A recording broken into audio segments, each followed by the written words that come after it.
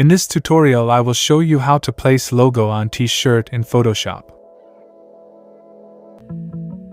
Duplicate t-shirt layer.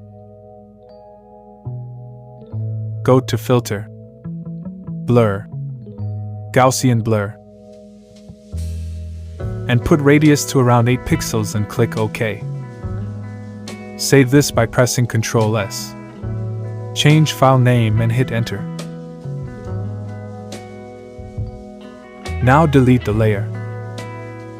Choose Logo Layer and press Ctrl T to adjust the size and reposition.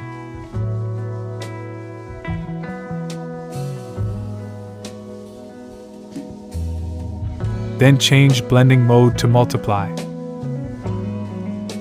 Go to Filter, Distort, Displace.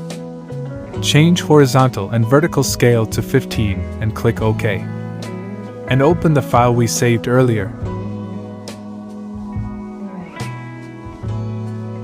And now open blending options.